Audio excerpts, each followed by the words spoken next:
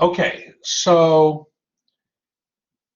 up to now, well, in how many remember in Calculus 2 you learned about cylindrical coordinates? You know about Cartesian coordinates, those are XY coordinates. How many in Calculus 2? How many in Calculus 2 remember, sorry, I'm not cylindrical, polar coordinates. How many remember polar coordinates in Calculus 2? Where you have R and theta.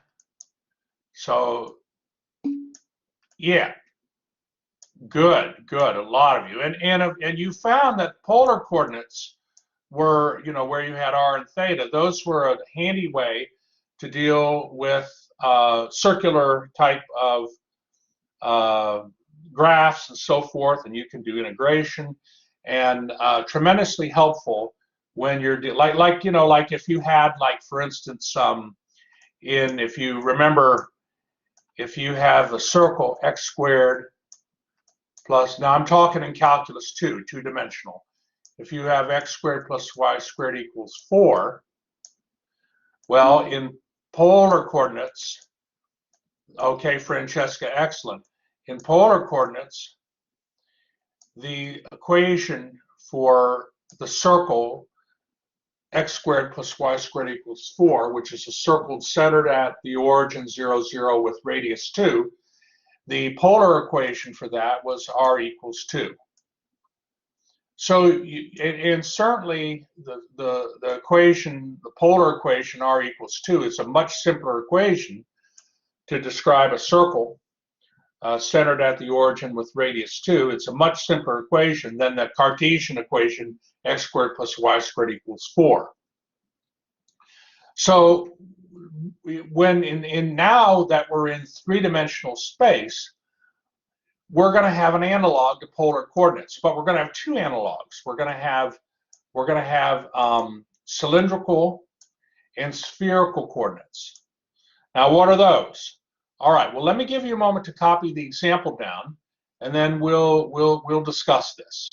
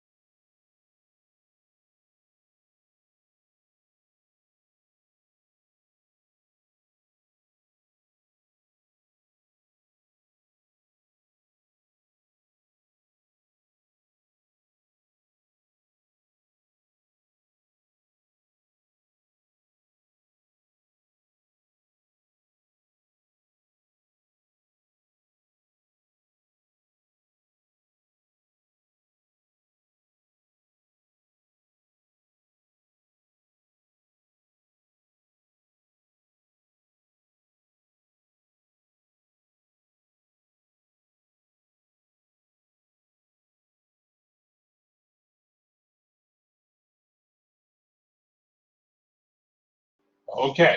All right. So here we are. All right. We want to plot a point with cylindrical coordinates And what do you think cylindrical coordinates would be great for? Cylindrical coordinates would be great for when we have what? When we have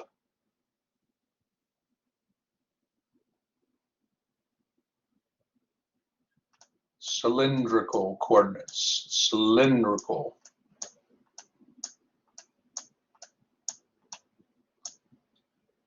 That would be great when we would have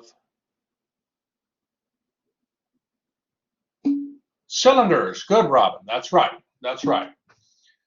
That's right, Deodath. So how do we, how do we graph cylindrical coordinates? Well, so um, first of all, let me just comment here that with cylindrical coordinates, so again, Cartesian coordinates are x, y, and z. Okay.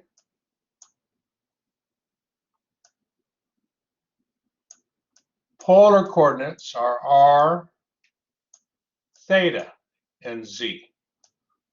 Those are polar coordinates. So the two, like for this cylindrical coordinate here, sorry, I meant cylindrical. This cylindrical coordinate, 2 is a radius.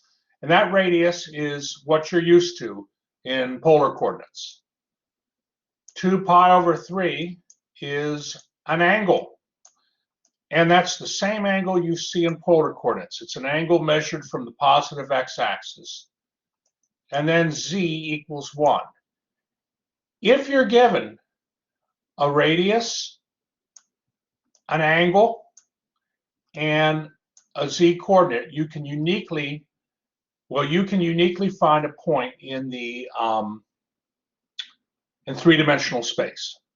Let me show you how it is. Let me show you the solution here.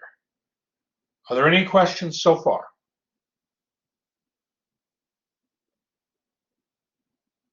Okay.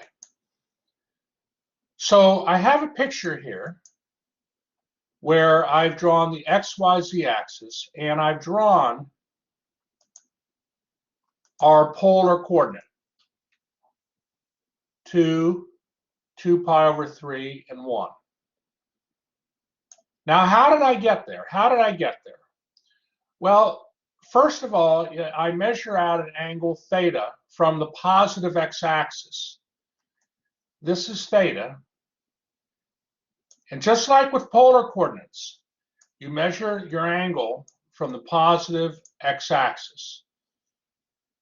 Now, 2 pi over 3, theta equals 2 pi over 3. That's a radian measure, but in degrees, how much is that? Well, pi is how many degrees?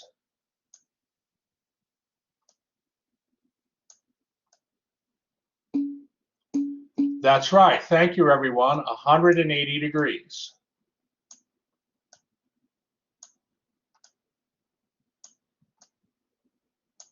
So you're going to get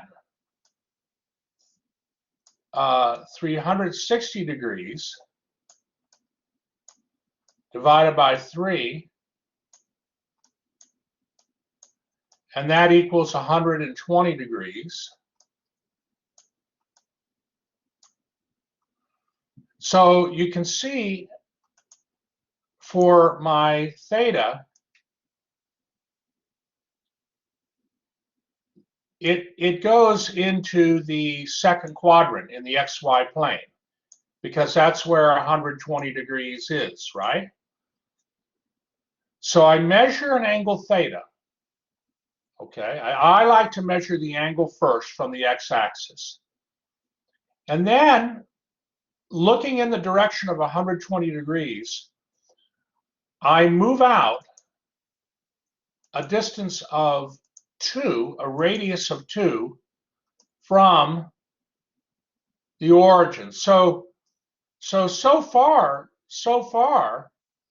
this is the same as a polar coordinate, right? Graphing a polar coordinate. But what's added now is a z coordinate. And the z coordinate is 1. So what I do is I go up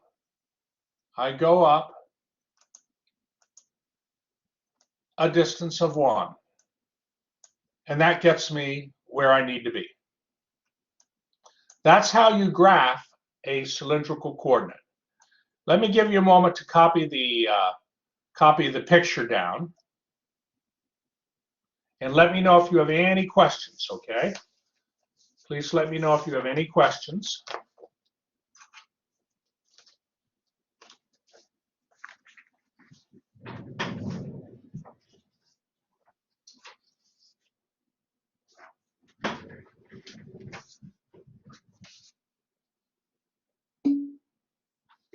Let's see, Eric asks, Z is the same in both coordinate systems? That is correct. Z is the same in both coordinate systems. That's correct.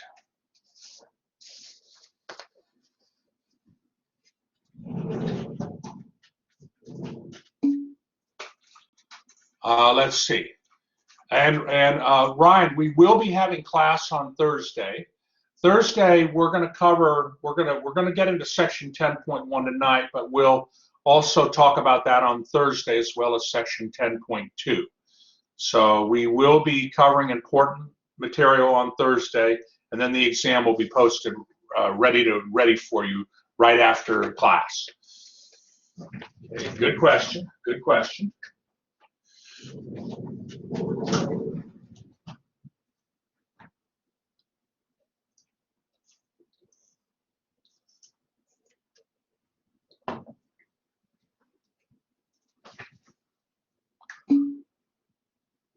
Christopher, we'll get into all of that a little later in class.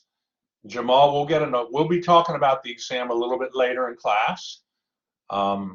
We'll leave time, believe me, to talk about it. Don't worry about that. I know you're curious, understandably. Okay, so now we want to find the rectangular coordinates, Cartesian coordinates for this polar coordinate. And to do that, well, you remember that x equals r cosine theta and y equals r sine theta. How many remember that from when they learned about polar coordinates? Those definitions. Yeah. You also remember that x squared plus y squared equals r squared. That's another polar coordinate thing. Okay, so given that, then we're able to determine the x coordinate and the y coordinate, and then the rectangular coordinate that corresponds to this cylindrical coordinate is -1 √3 and pi. -1 √3 and pi. And if you look at the picture, that's actually, in terms of Cartesian coordinates, that point there, the red point, that's, we're used to thinking Cartesian coordinates. That's pretty much right. You go backwards 1 along the x-axis, you go √3 distance on the y-axis, and then up 1. Yeah. Okay, are there any questions on that? Any questions?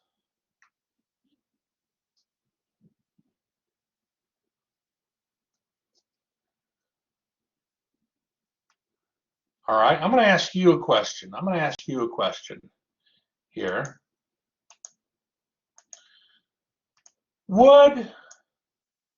So if you had r theta and z, a cylindrical coordinate, and you had 2 8 pi over 3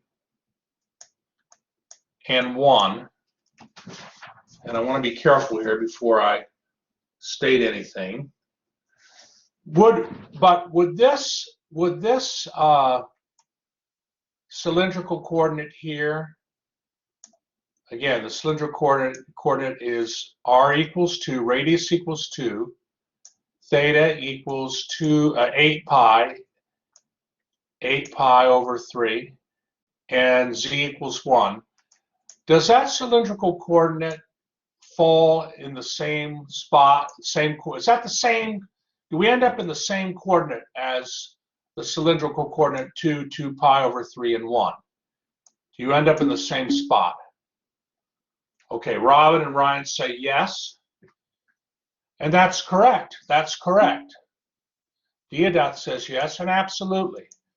Because 8 pi over 3, if you take 2 pi over 3, if you take that 120 degrees, and then add 2 pi to it, add 360 degrees, your angle ends up at the same place. So 8 pi over 3 is equal to 2 pi over 3 plus 2 pi. So cylindrical coordinates are not unique. They're not unique. But like in WebAssign, you'll be told, you know, you want theta between this value and that value. At least normally you're told. So are there any questions on that?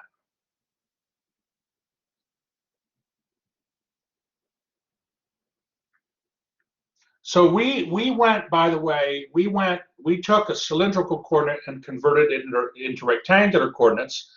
But of course, you can go from rectangular coordinates to cylindrical coordinates. All you need are the key equations, which are, this one here, the conversion equations from cylindrical to rectangular coordinates.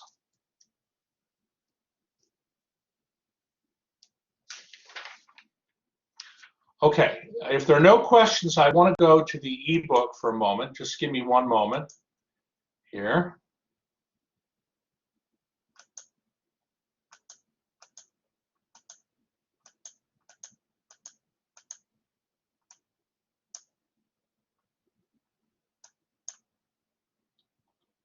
Give me one moment, class.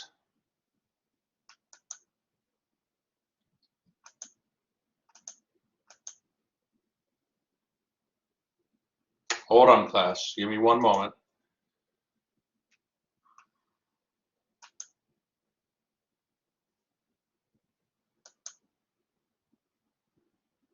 Man, I got logged out. Hold on, they logged me out.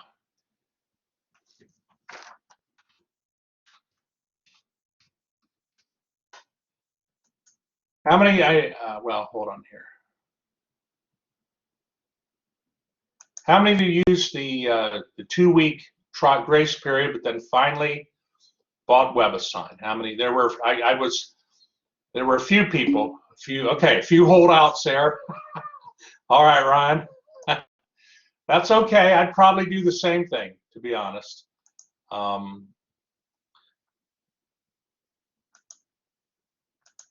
Okay. All right. So just want to be sure no assignments are active here. All right. So let me go into student view.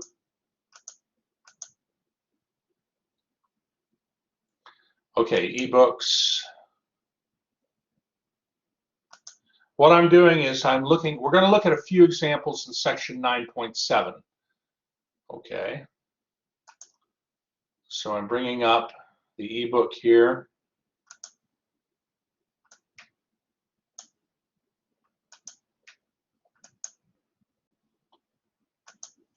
Okay, be patient here.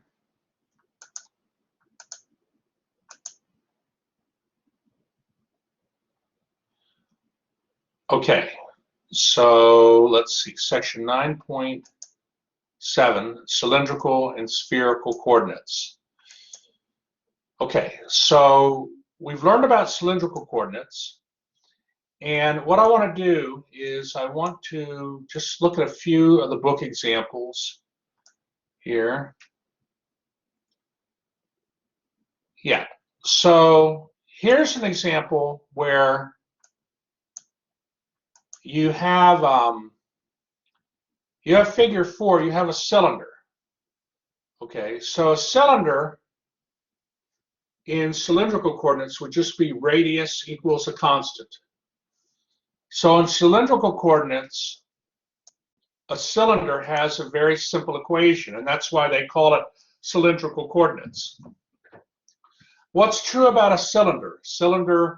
A cylinder has a constant radius. All the points on the cylinder have a constant radius. So if you set a radius equal to 2, let's say, if you and let z be any value, I mean that means z could be any value, theta could be any angle. All given that, a cylinder traces out all the points where radius is equal to a constant. Okay, are there any questions on that?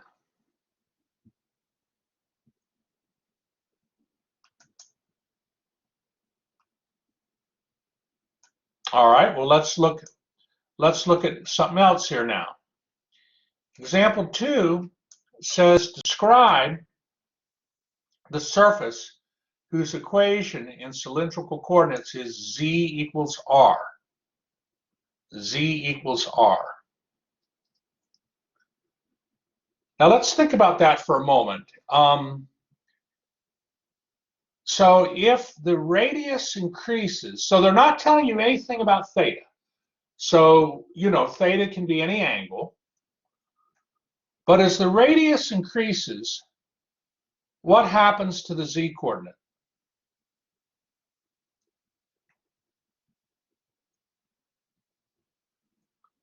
As the radius, it increases too. It increases too. So can you think of you learned last time from section 9.6, you learned about some quadric surfaces, ellipsoids, cones, elliptic paraboloids, and so forth. You've learned about some of these. What surface, as the radius increases, the z increases? What surface would that be?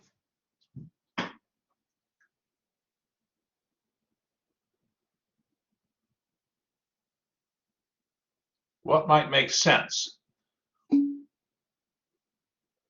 Well, spherical,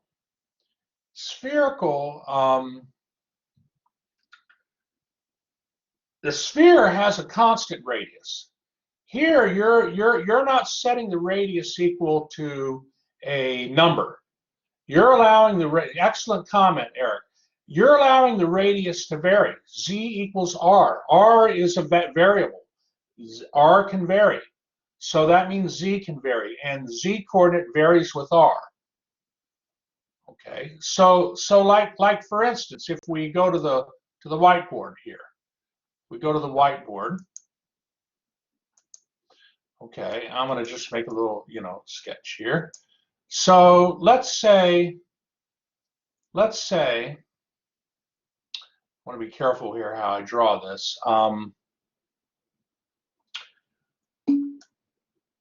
Like this point here. Okay, Ryan, that's right. This point here. I want to be very careful how I draw this. So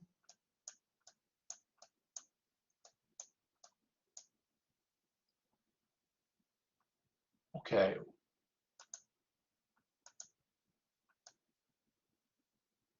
So here I've moved out a certain radius from the origin. Okay. And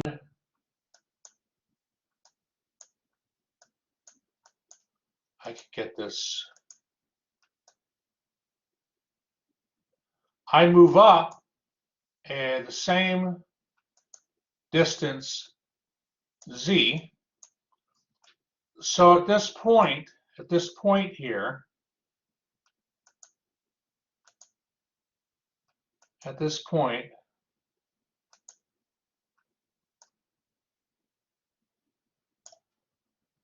do you agree z equals r here at this point.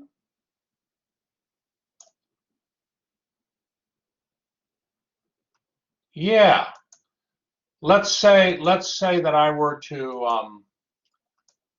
hold on here. Let's say I were to go out further.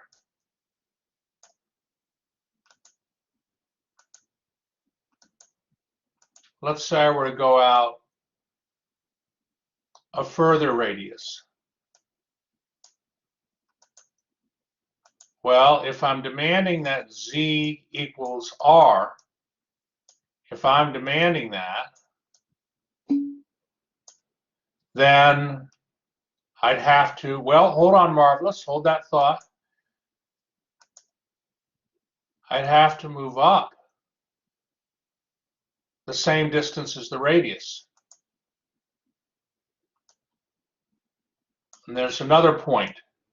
So these points are on, they satisfy the equation z equals r. It's a cylindrical equation, but those points satisfy the cylindrical equation.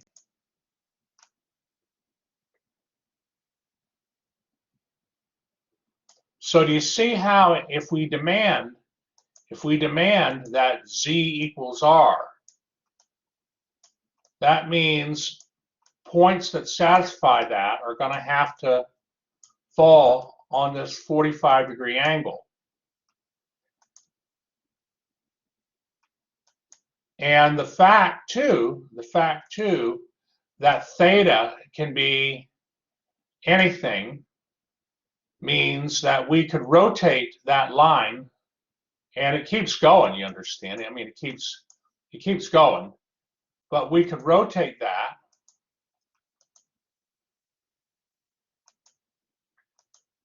We could rotate that, and it's going to trace out a cone.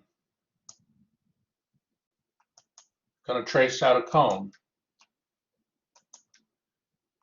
Similar comments, man, they ought to make it easier to get that line thing, but similar comments occur here when z's negative. Okay, I got to be a little bit careful here, because the radius can be negative, right? Radius, remember in polar coordinates, you can have a negative radius. Well, you can have that here too. So this is going to give you a cone.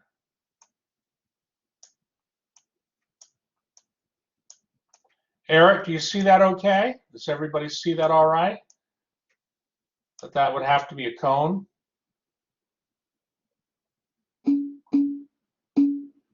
Good, good, good. And, you know, great. So these are the kind of things you have to think about. You have to think about when you work with, you know, these kinds of equations. Going back to the book then,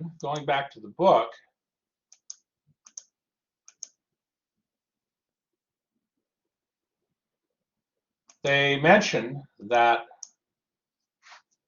okay.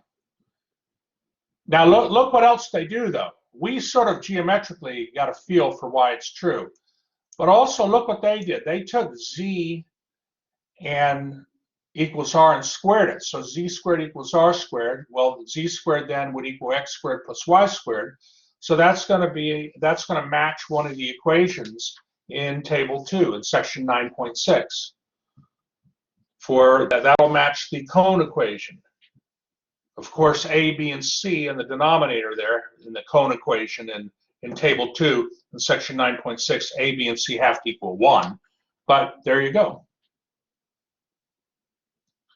Okay, are there any questions on that?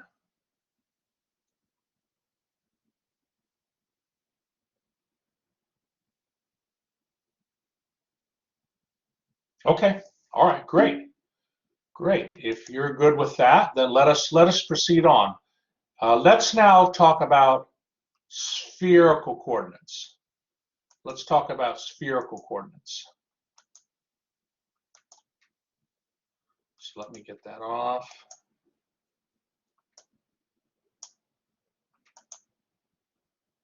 Okay. Let me give you a moment to copy this example down, and then we'll go over this one.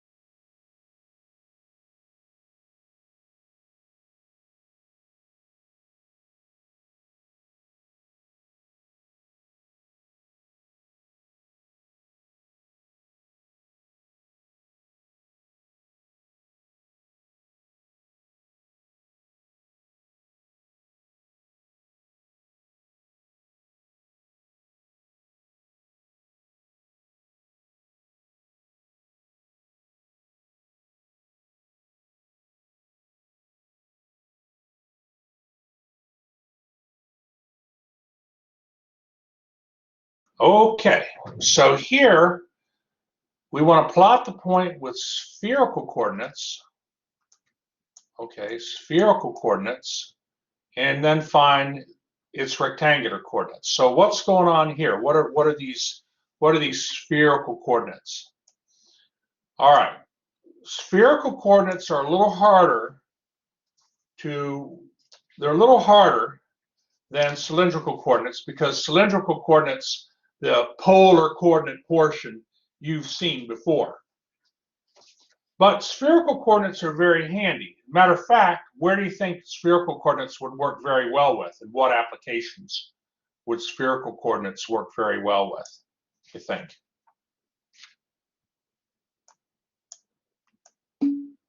Spheres, good. And later on, in this course, we're going to be doing integrals involving cylindrical and spherical coordinates. Okay, we're going to be doing integrals. All right, so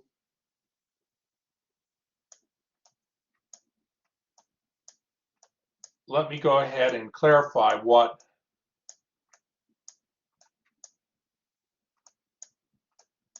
these symbols mean. So, all right. Rho is a radius. Rho is a radius. But it's not the same radius as the polar coordinate radius. Okay, but this is called the Greek symbol rho. How many have seen rho maybe in one of their other classes, just the symbol, that Greek symbol? Okay, John has, very good. Robin has. Eric, Christopher, very good. Now theta is the same, that's theta, that's the theta that the same as the polar coordinate theta. And then this final angle is called phi. Again, it's another Greek symbol. How many maybe have seen phi before?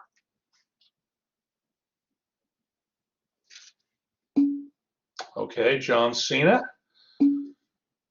Eric, and Ryan Diadath. Okay, so so what do these mean? What do these mean? Well, we have basically for a spherical coordinate, we're going to locate a point in three-dimensional space by measuring two angles and coming out a radius from the origin.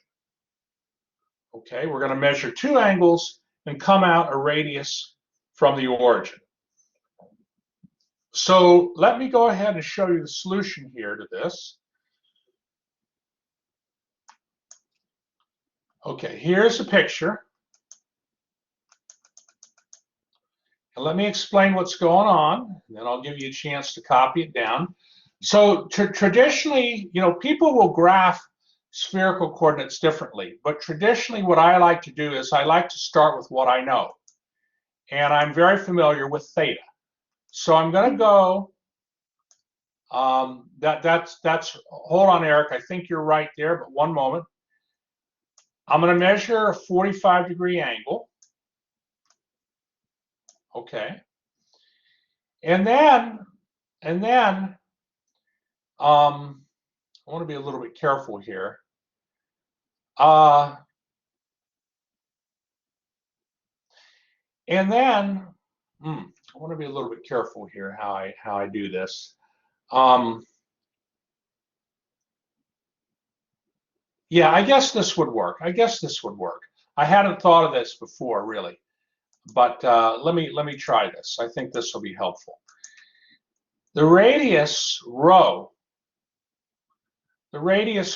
is equal to 2. So from that theta, I'm going to draw a radius rho of 2.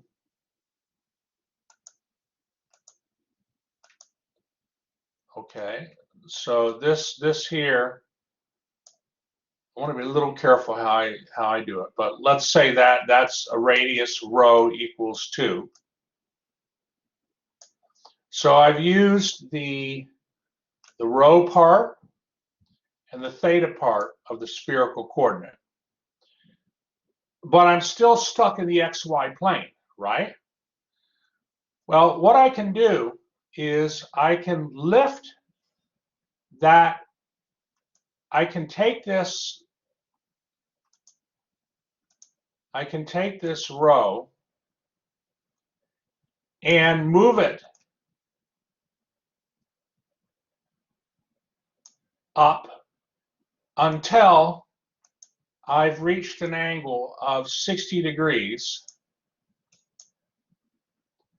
60 degrees, this is the phi part, 60 degrees with the z-axis.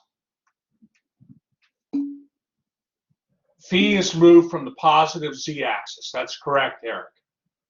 That's right. So people will do this differently. Sometimes what people do is this. They'll measure the phi first. They'll start from the z-axis. They'll measure 60 degrees from the z-axis. They'll draw their radius of 2, and then they'll rotate it so that theta works. But I like to go with what I know first.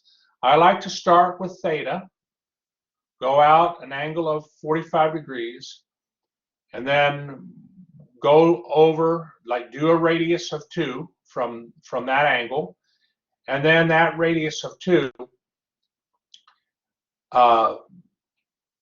move the radius so that the angle between the radius and the z-axis is 60 degrees. That's how I like to do it. But people will do things differently. But does that make sense? Does that make, I mean, are there any questions on that? Eric, are you feeling a little bit better about that?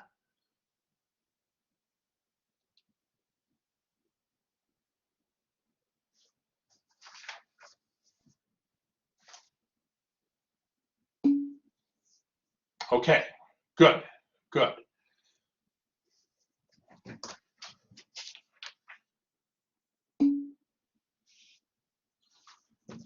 Okay, good, good. Now what I want to do, thank you, Ryan. What I want to do is they give these conversion equations. Okay. First of all, I want to mention that x squared plus y squared plus z squared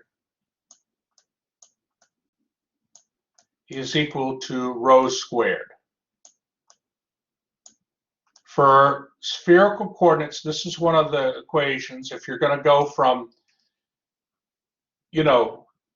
rectangular to spherical coordinates, you need this equation. And then x equals rho sine phi cosine theta, and y equals rho times the sine of phi sine theta. Now I'm going to show you how we get those, but let's just take it on faith for now.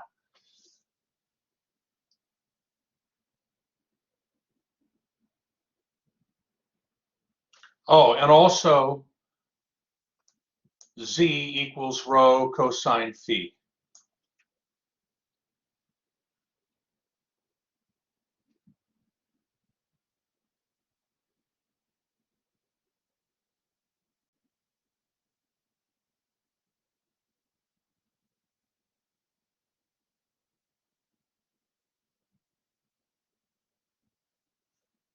Okay, take a moment to, and so we then can get our Cartesian coordinates.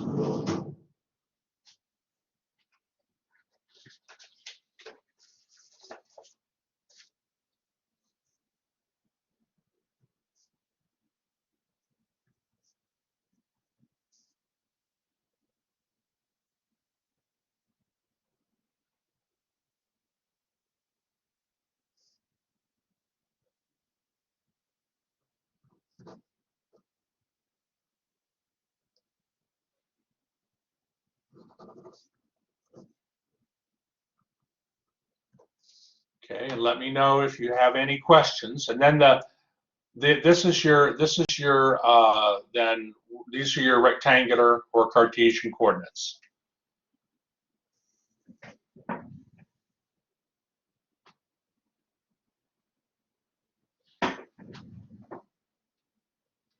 And if you'll notice, this spherical coordinate was in the first octant, and it makes sense that the rectangular coordinate would also put you. The spherical coordinates put you in the first octant. The rectangular coordinates also put you in the first octant. And what I want to do is I want to justify to you. I mean, let's just pick, like, you might be wondering, well, hey, where's this come from? Why is x equal to rho times the sine of phi times the cosine of theta? Where'd that come from? I want to show you where that came from. May I go to the textbook, or who needs a little more time to copy?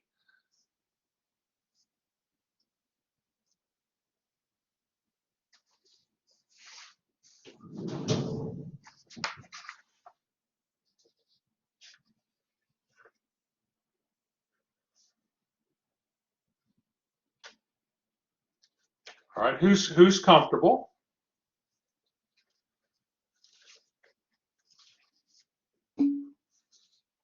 All right, Jamal's comfortable. Good. Deodath is comfortable. Great. And Ryan is. Okay, wonderful, wonderful. Okay, excellent. All right, well, let's go into the ebook. Thank you, everybody. Let me go into the ebook here.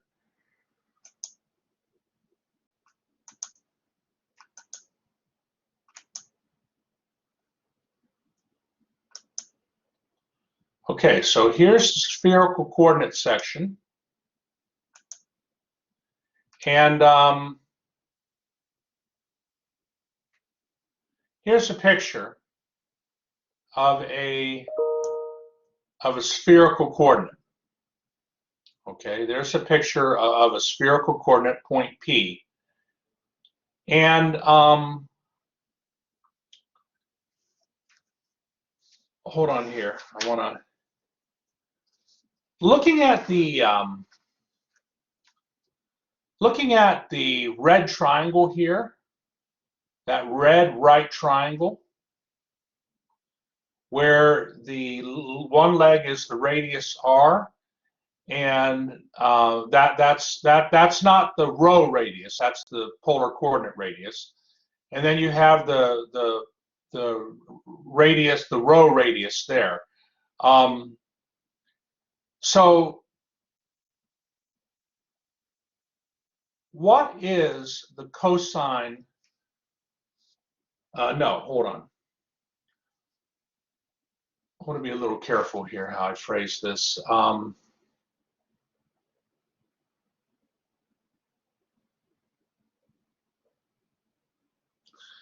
So hold on. I had this.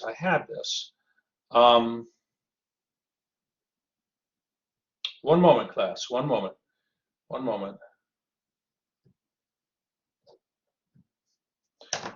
What I want to do is they give equations here. They give these three equations, and the third one, z equals rho times the cosine of phi. That's the one that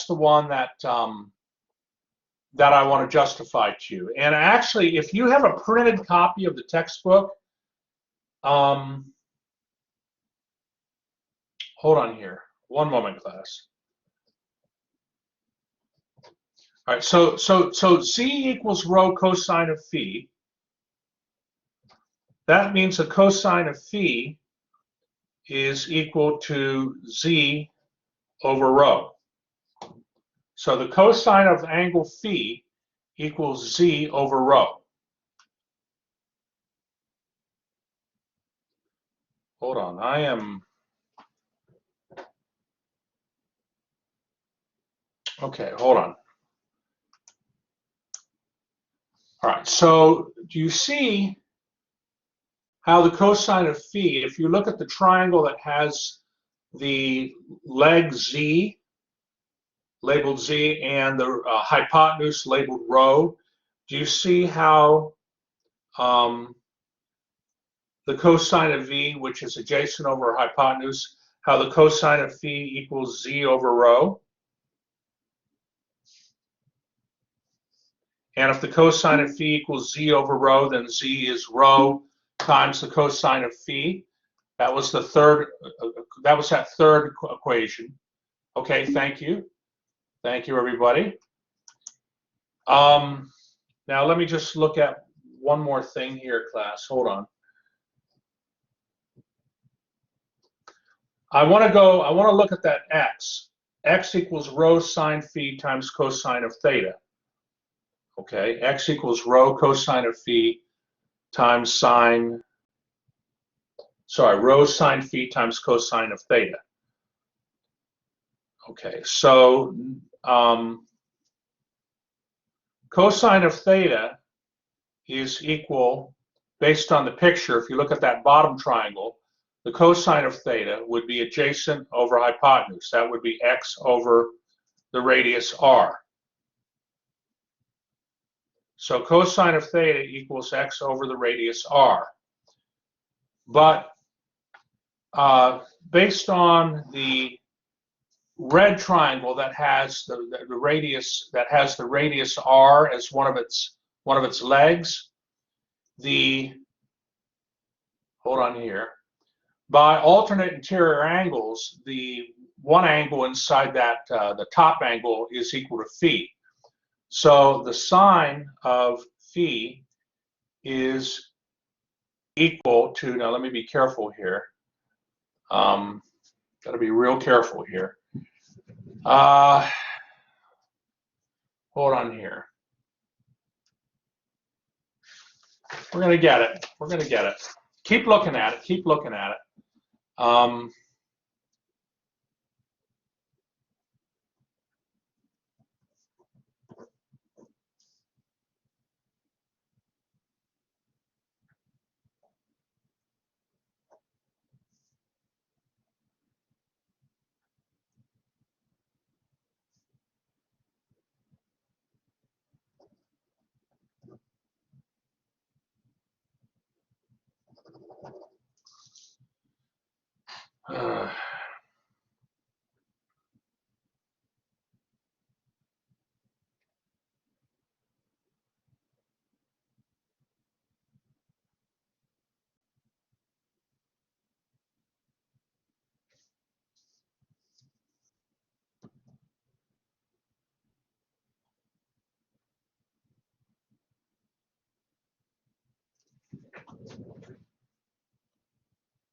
Okay, so they're saying that R equals rho times the sine of phi. That means that, no, they're saying that, yeah, R equals rho times the sine of phi. That means R over, sorry, yeah, that means R divided by rho is equal to the sine of phi. Okay, so let me show you what I'm getting at here. Let me show you what I'm getting at.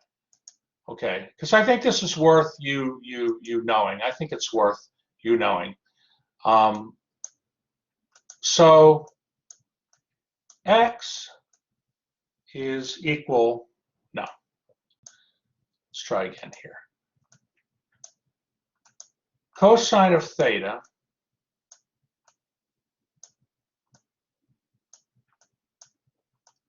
is equal to X over R. And that jives, of course, with the picture as well. Now, they're also saying that the sine of phi, okay, they're saying the sine of phi equals R over rho. So that means then that rho times the sine of phi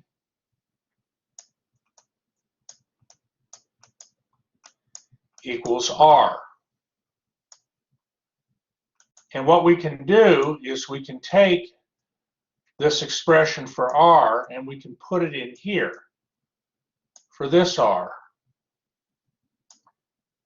And if we do that, that means the cosine of phi, cosine of theta, sorry, will equal X over rho times the sine of phi, and therefore rho times the sine of phi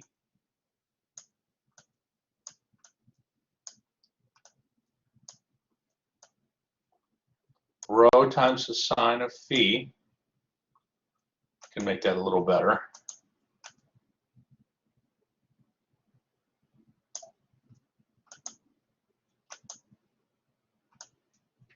rho times the sine of phi times the cosine of theta equals X. This is just proving the X. So what I'm doing is those three convert. You have three or four conversion equations relating to spherical coordinates, and one of them was X equals rho sine phi times the cosine of theta. And what I'm trying to do is prove that.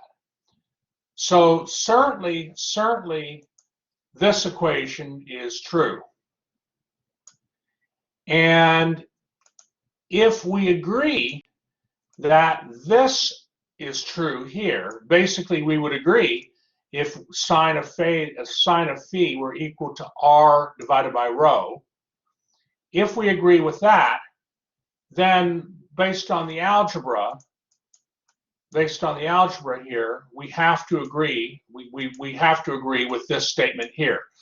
So what we need to do is go back to the picture and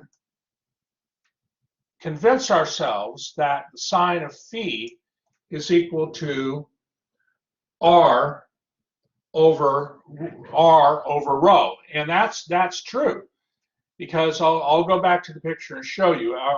May I go back to the picture? Are you okay with what I did here? Are there any questions with what I did here? Deodath is good and Robin's good. Okay, Jamal. Okay, let me go back to the picture. So the sine of phi equals R divided by rho. That's absolutely true, because if we go to our picture there, based on the red triangle, the hold on here, the sine of phi will equal r divided by rho.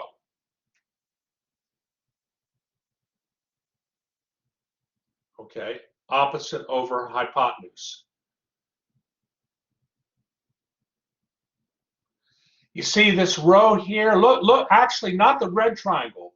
It's the triangle that has the rho and the z. The rho is the hypotenuse and the z is one of the legs. It's the triangle connecting the OPQ triangle, the OPQ triangle. The side opposite phi is that side equals r. That dashed line at the top of that OPQ triangle, that has length r, right? Because, well, it does. Look at the r on the bottom. That line segment there has the same length as the line segment QP has, which is r. So sine of phi is r, opposite side, over hypotenuse rho. So there we're able to show that the x is true. That x equation is true. X equals r sine, x equals rho sine phi times cosine theta. Okay, how many are feeling good with that? Yeah, there you go. There you go. And so we didn't prove the y equation, that y equals rho sine phi cosine theta, but you can do that. You can do that. We've shown that x equals rho sine phi cosine theta, that z equals rho cosine phi. And of course, if you square x, y, and z, you square all three of them and add them, you will get rho squared. Because what will happen is you factor and you'll get, trig, and with trig identities, you'll get it. You'll get it. So okay. That being said, let's go on here. Okay, let's go on. Actually, no. I want to go the other way.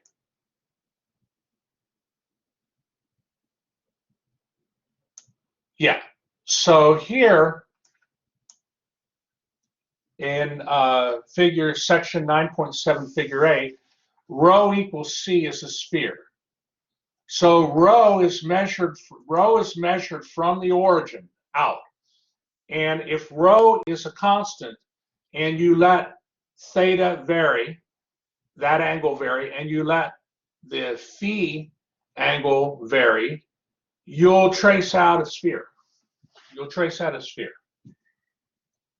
And that's why we call spherical coordinates, because the equation of a sphere is very simple in spherical coordinates. Okay, very simple. Theta equals c in spherical coordinates is a half plane.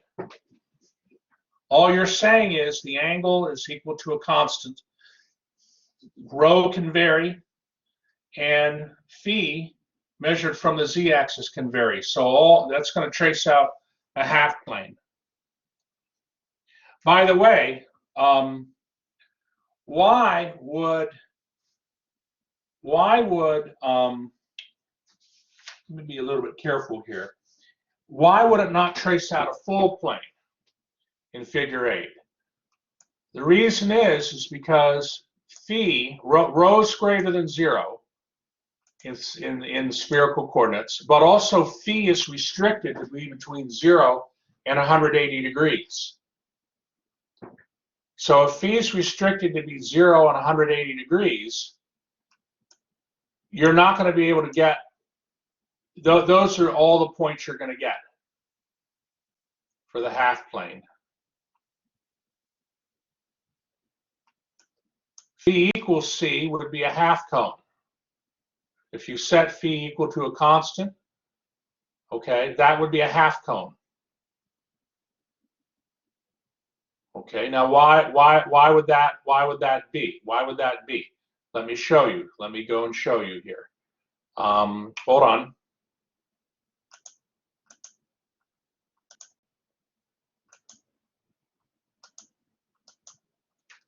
Okay, so phi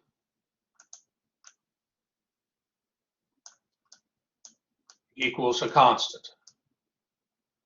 Okay, so phi is measured from the origin. No, I'm sorry. No. Let me be, that isn't, forget that, what I said there. Hold on. Let me put it in black. Okay, so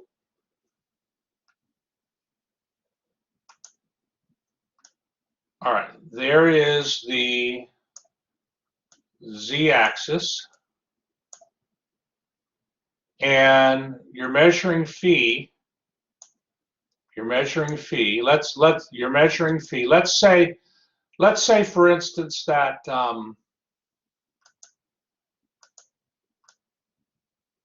let's say that phi were equal to pi divided by 4.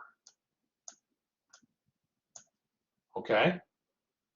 Phi is equal to pi divided by 4. Well, from the z-axis, you go out an angle of what? How many degrees?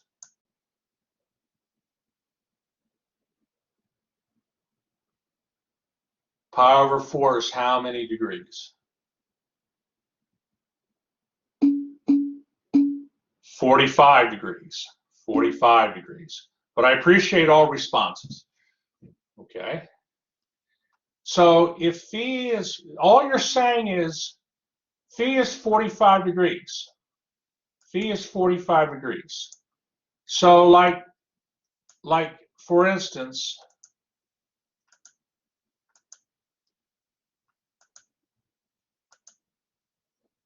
would this, put it in, would this point here be part of this surface? Would that point be on the surface?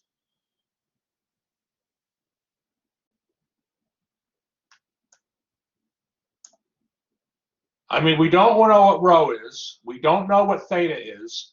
But does phi for that point have to be 45 degrees?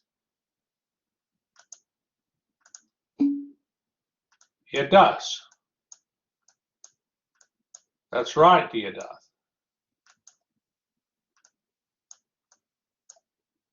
Okay, let me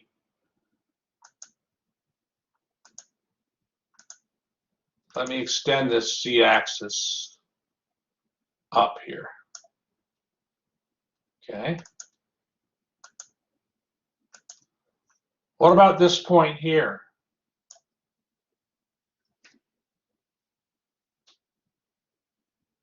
Does phi equal 45 degrees for that point? Same, yeah. Good, that's 45 degrees.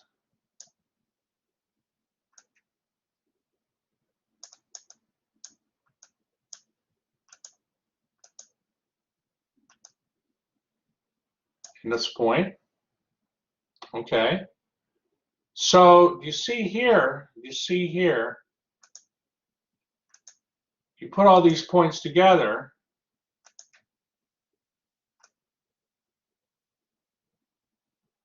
you see how you're tracing out that line?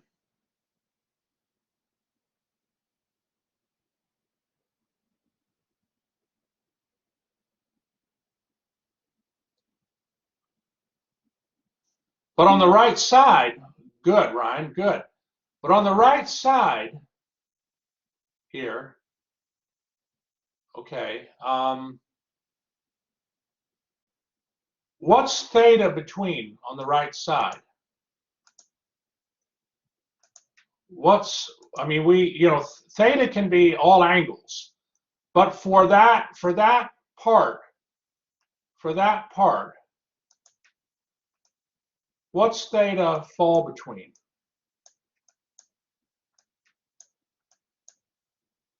Well, I got to be a little careful here. I got to be a little careful. No, let me not say that.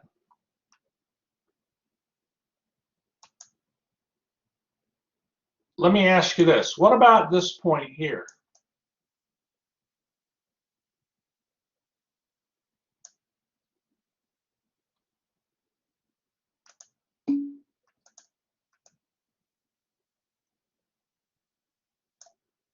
Hold on, Deodath. Does this point obey phi equals pi over 4?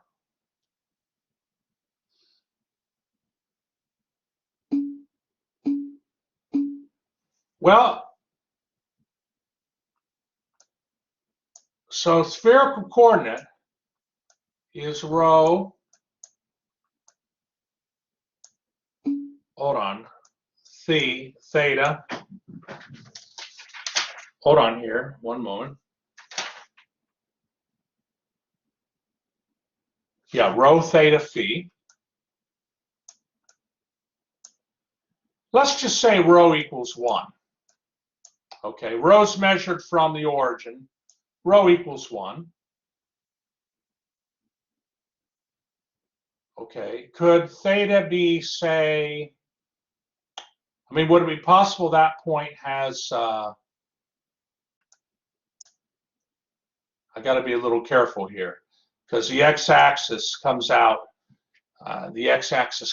like in front of us. Hold on here. Okay, hold on. I got it. I got it. I got it.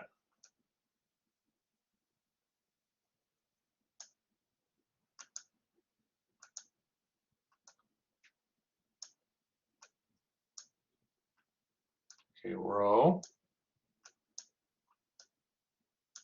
theta and phi.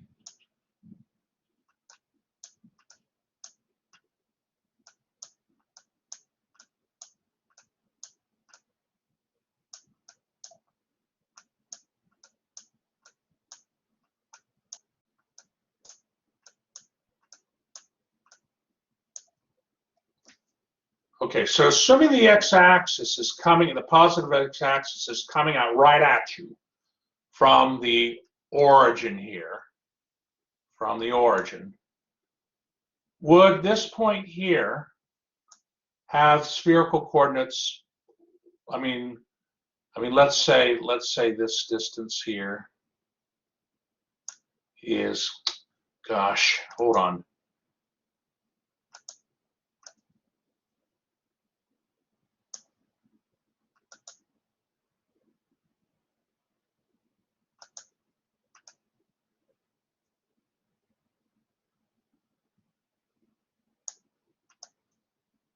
Let's say that's a distance of 1. So do we agree that this coordinate here,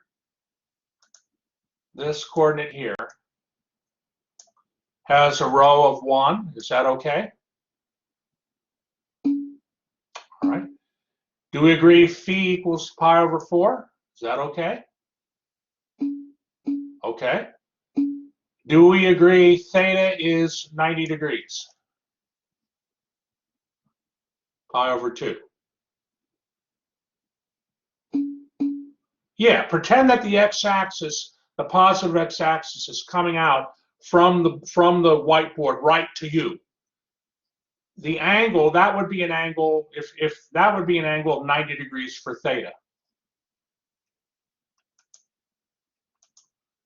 Okay, well, let's go over here. Let's go over here. Let's go over here to this point here.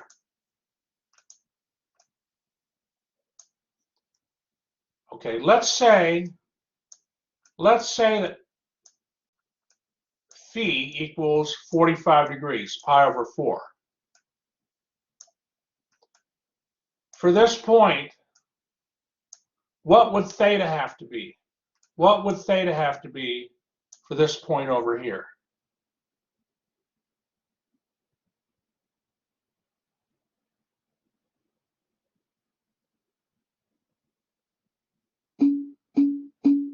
Good. Negative pi over 2. Or 3 pi over 2, 270 degrees. Right. So this point satisfies phi equals pi over 4. All we care about is that phi is 45 degrees. We can vary theta and rho as much as we want. Would this point here satisfy phi equals pi over 4? Sure. It's only theta theta's a constant. It's rho, oh, I'm sorry. Theta is, well, all along, good question, all along this line here, theta equals 270 degrees. All along that line there, theta equals 270 degrees. But the rho's vary. Rho varies depending on where you are. And the point is, what you're doing is you're tracing out a cone. So this phi equals pi over 4 traces out a cone in three-dimensional space. It's a cone. Just the top part of a cone.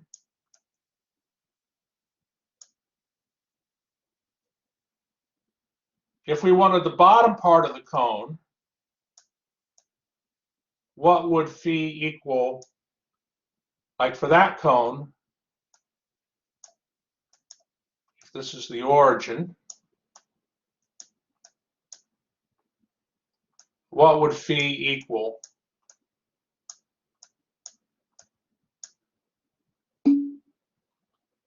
Well, phi has to be between 0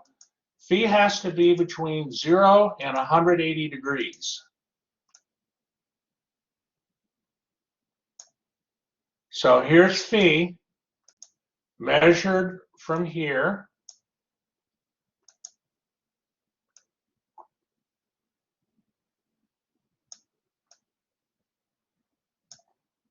What's phi look to be there?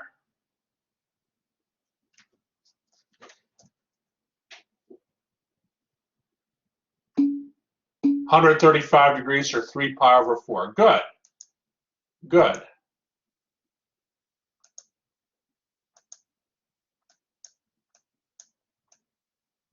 (3 pi over 4).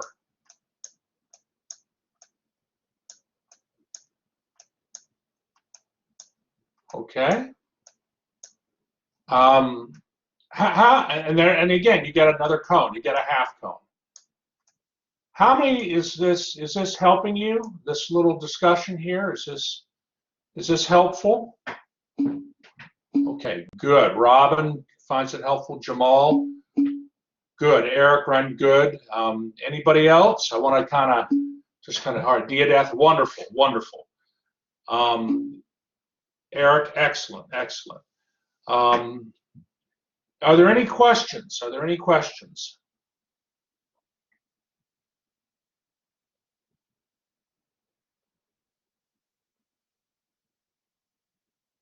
Okay, let me stop the recording.